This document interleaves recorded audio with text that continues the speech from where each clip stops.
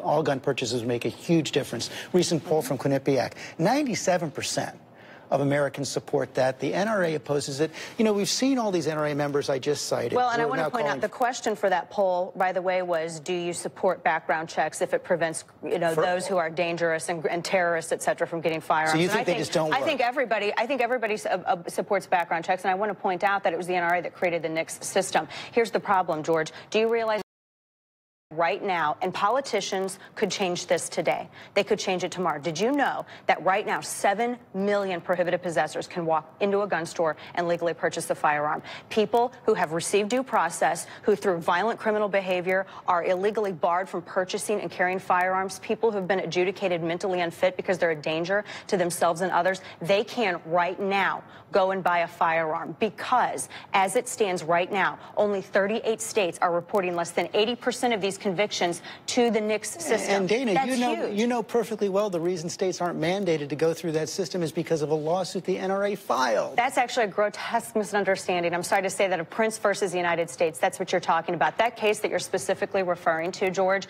actually was a case where the federal government was trying to force states to implement and administer a federal program at the state level. However, that case that you're citing, the one that the NRA contributed an amicus brief to, says that that case did not do anything to stop states from reporting dangerous people who have been criminally convicted to the federal government. Dan, as you know, the NRA has consistently sought to defund the background check system, has fought against the background check system. But I just want to ask That's not true. We created the NICS system, and we're the ones for over 25 years who have been saying that these states need to report these dangerous people. I want to get 7 million people who are a danger to others. I want to prevent them from purchasing a firearm. Don't you? I want to prevent everybody. So are you going to have politicians on this program calling them? Will you support background checks for all gun purchases? We have background checks for firearm purchases. We have background checks. Not for every single one. Give me an example. There's no mandatory background checks for private sales or for gun shows. Well, most gun shows have background checks. Here's the thing. This is all federally regulated, and the penalties are terrifying and severe. There is no loophole. It is a criminal act if you are a prohibited possessor to acquire a firearm. We need to stop calling criminal acts loopholes. But to this point, are you going to have politicians on this program and demand that they have their states comply by reporting these prohibited possessors to the system? I think that is a great idea. Final question. President Trump said at the beginning that NRA is ready to do new things. Is there any new proposal you're willing to support now that you weren't supporting before? We have been supporting proposals to make sure that the system works. We've been calling for politicians to work with us and make sure that dangerous people who have received due process and should not be accessing firearms, we are all in agreement, George. This madman should have never been able to purchase this firearm, ever. If I could follow up on all of those red flags and prevented it, you bet I would. I'm a parent. I see my kids in every child. Parents make up the NRA membership. We see our kids in everybody. We don't ever want to see anything like this again. This is why we have been calling so loudly, George, to make sure that politicians step up. They could change this. Report these prohibited possessors into the system, number one. Number two, however schools and parents determine that they best want to keep their kids safe, the NRA is here to work with them. Our resources, I'll say it again, are at their disposal. School Shield program's a great start. Dana Loesch, thanks for your time this morning. Thank you, George.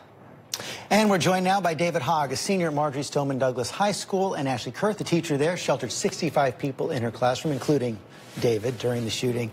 David, you see there what you're up against. NRA against any change in the minimum age, against universal background checks, against a ban on semi-automatic weapons. Honestly, it's just disgusting. They act like they don't own these politicians. They still do.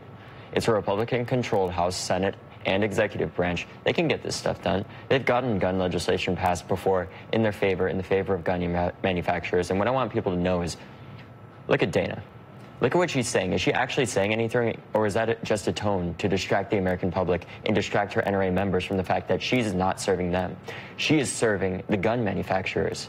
She's not serving people of the NRA, because the people that are joining the NRA, 99.9% of them are amazing people that just want to be safe, responsible gun owners, and I fully can support that. How do you convince them to convince their leadership that we need change? They have to do that.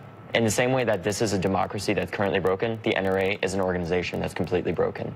Ashley, your teacher, guns in the classroom? I would definitely say not. You know, I have no problem having a concealed weapon or being at home and having it in my home. I do not own one, but my in-laws next to me do. And, you know, yeah, it does make you feel safer and have that point of protection. But in the classroom, I don't know. There's so many fights that I've broken up at the different schools that I've been at and the school that I'm currently at. And it's these are kids that have passions, very raging passions.